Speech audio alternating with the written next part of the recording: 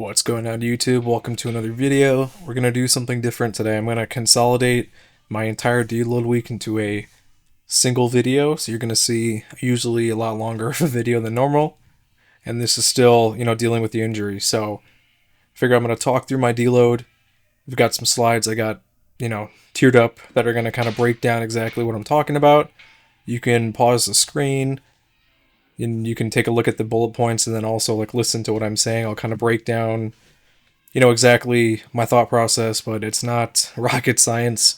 A lot of it is, it's not one size fits all. You have to kind of find what works for you. And if you wait till the end, I'm going to give you my 6 best deload tips that I found that work for me. It may not work for everybody, but it's something that in the, 13 to 14 years of lifting I found have benefited me.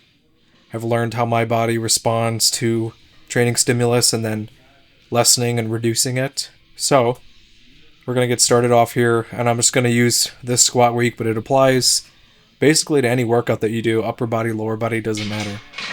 So I'm going to show you the deload here. I call it the reset button. If you want to take a look at the different definitions, when to do it, symptoms, and how to do it, it's right there. Freeze your screen. But essentially, it's just reducing volume, load, stress in the body. Usually do it when you're feeling burnt out or run down. Let's say you're on a peaking program and you're not doing too well. Your joints hurt, the weights don't move as they should. It's not the most ideal situation. So I found, through training and trying different methods, these are some common ways to deload. If you want to pause here, basically the main theme here: reduce the work that you're doing, get away from the gym, practice the movements, and essentially just take rest away from what's causing the stress. So you're going to see lighter weights in this workout here. And remember, this is a whole week. I really don't recommend people doing what I'm doing, to do 3 leg days in a week and then deload. But in my mind, I like moving, and so I want to be able to get up and do stuff, especially in this cold weather. So I'm going to apply those deload methods to each and every lifting day. And I've kind of alternated the exercises. You can kind of see them. And I'm essentially taking a percentage of each and every lift that I'm doing. It could be mentally, or you could plug it into a calculator. And those are the weights that I'm working with. And I'm doing, instead of my usual 3 sets, I'm doing about 2. And some of them I'll do more, because a lot of times during a deload, some people will do a bodybuilding workout where they'll strip the weights, keep it light, and really just focus on reps, get some blood flowing. But sometimes if you change your program too much from what you're used to doing, you're going to instill a different type of stress that you're not used to, and you're going to mess up that entire process. But not something you can undo. It's just the body adapting. But you're going to see here, take note of the weights that I'm doing. You're going to see a lot of these are warm-up weights that I'll do in other videos. So kind of like a mental thing that I say if you don't want to calculate anything and just want to gym bro it. Usually stop at your second or third last warm-up set to whatever your top set is and whatever lift you're doing. So you've got your warm-ups that you usually do, and use that warm-up as a working weight for what you're doing. And that's usually a good range to gauge that deload weight so you're not killing yourself. And if you're really feeling that movement and feels good, do more than the 2 sets or whatever you're doing. It's dependent on how often that you do it and how many sets that you do. You could strictly deload without any compounds and just do all bodybuilding stuff. But one of the things that I found, if I take a week away from a movement and I don't add enough stress or neuromuscular stress, I detrain myself, and it is hell getting back to my training. When I reintroduce that volume in that week, I used to call it Hell Week, because my entire body would go sore from readapting to that introduction of volume. So you really have to figure out kind of what works for you, and you got to plan ahead of that. So a lot of these, you can go a little bit heavier on the lifts and it's not going to affect you. If you're doing hamstring curls or leg extensions, it's not the end of the world. You're not doing a heavy squat. You're not doing a heavy set of 5 to really dig yourself into a hole. Really just kind of focusing on the contraction and enjoying, whatever you're doing. And it's all relative to the weight that you're doing. That's why I log everything. You're going to see the log at the end. And ultimately, you can kind of gauge, how I decided to make those calls. So we're going to going to the second video here. Got a pretty Microsoft Paint transition that I'm proud of here. Boom, look at that. Fire. And that's how your legs should not feel if you're deloading, because this is an easier week. But in this video here, we're doing pause squats, so I'm going to use the 75 to 80% of my pause squat max, which is calculated, or my second to third warm-up on pause squats that I normally do. And that's going to be my working weight for the weights. And if I'm usually doing 3 to 5 reps, I'm going to do the same amount of reps. If I'm doing 10 to 12, I may cut that down to like 8 to 10, depending. And try not to change much. You know, you can use a belt, you can not use a belt, doesn't really matter. This weight is light enough where it doesn't matter. Sometimes if you go too heavy without a belt and you train with one, it's another stress that you're going to have to deal with. It could throw off your deload. But just enough to practice the movement. And what I mentioned before, if I don't train the pause on the squat on the deload and I come back to it, it feels off in that week. And that's just always how I've been, and I've been training for years. If I take a week away, I used to do bodybuilding splits where you destroy a body part each day a week, come back and rinse and repeat.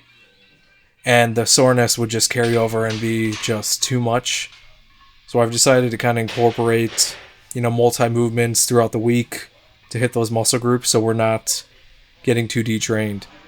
But it depends on, who you are and how you train and all that you're doing. If you're like an active person outdoors running, you're going to have a different bit of a deload, but same principle really stands.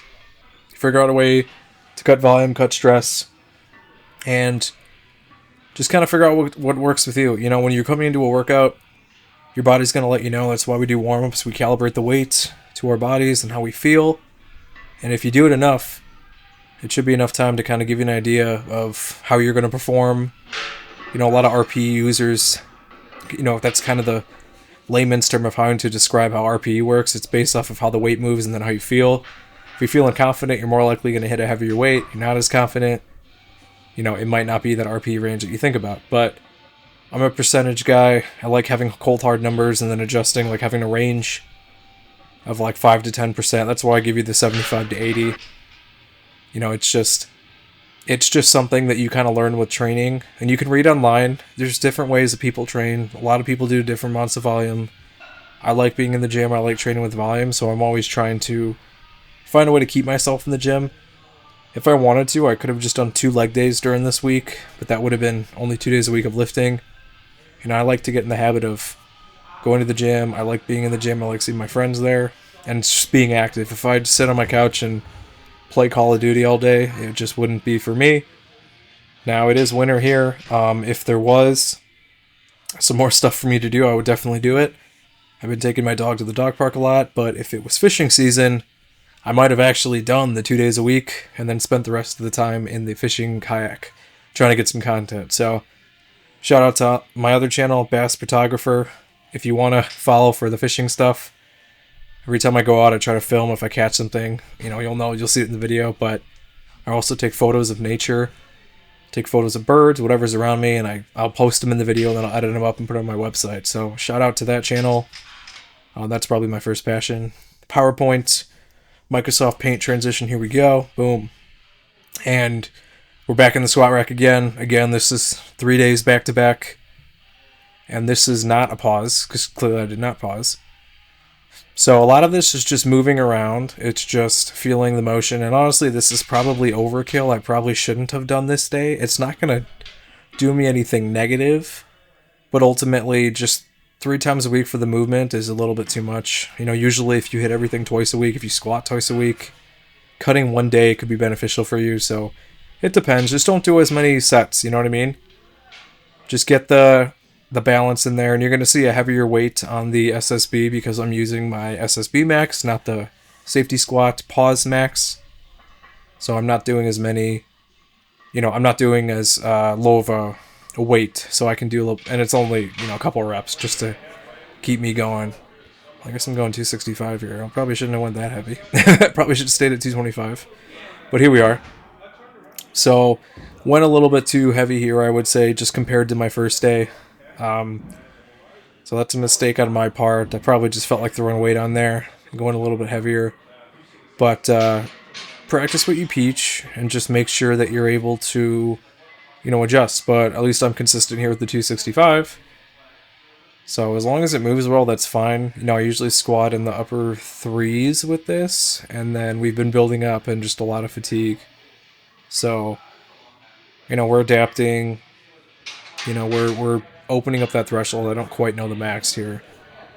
And then I did go a little bit heavier in here, but I am using the different hook angle, so it is a little bit easier than the last time I did this. And so this is calculated off that max of using it back here, which in subsequent weeks I'm going to change and flip-flop my whole training around. You'll see that, which is why I'm trying to condense all these videos and get them out, basically, because there's a lot more interesting stuff coming, and I'm backed up on videos. I'm just trying to get them out, but you can kind of see the whole process. The whole thing was to kind of document the injury and everything that came along with it. So, we're just going through it, working through the catalog, and trying to just show you what the process was from tearing it to getting to where I'm at now. So, just hammering away on these belt squats. I guess we're feeling good today. And like I said, I don't really recommend doing so many sets, but I'm used to doing... I think I was doing sets of like a 5x5 during this time, and so 3 sets still within that range of removing sets. But sometimes if it feels good, just treat it like a bodybuilding workout and get that weight in. As long as the intensity, that's the main factor here. As long as the intensity is controlled and reduced, you'll be fine. So, like I said before, lateral leg press here. So yeah, so I didn't move this way. That's 140. Sometimes I have to remember. I've changed my training so much just with like moving different exercises out based off of what I wanted to do. But, here we are. But you can kind of see it in action. You're kind of doing the same movements over and over again. The only thing that changes is the weight and sets. I do still like the 10 to 12 reps for, that rep range for like accessories. You likely won't ever see me do a set of 10 on deadlifts or squats. And those movements, I just like to stay in that strength range. And then that's where you do, the triples, the doubles, the single. And ultimately, if I was fully healthy, that would be more of my training style. And I kind of just spoiled one of the reveals there, but basically a heavy single to stimulate that neuromuscular system and then kind of go from there. So that's just at least how I do it. You got to experiment for yourself. Some people can take a week off from the gym, go to Florida, get some sunshine, come back and be able to lift. So it just depends on how your body responds and how frequently you train, how hard you train, if you're sleeping, eating, and all those other things here. So here are my ideal deload tips. Pause the screen if you want. I mentioned before the compounds, removing the exercise, stretching stiff body parts, cardio, intuitive eating, and then developing a hobby, like I said, fishing, to keep you out of the gym so you got somewhere to be. But thanks for watching. Like, comment, subscribe. See you in the next one. Thanks for watching the latest video. If you want to help support the channel, I actually own my own wet shaving and grooming e-commerce website where everything's handmade by me. It's www.apexsoaps.com, and you can get a 10% off code using wet shaver. We've got some cool scents here. We've got some Coca-Cola scents, a horchata scent, traditional barbershop, just some really cool stuff. And you can purchase samples or you can buy the whole set. If you have any questions, feel free to reach out via email. Be quick to respond. Thanks for watching.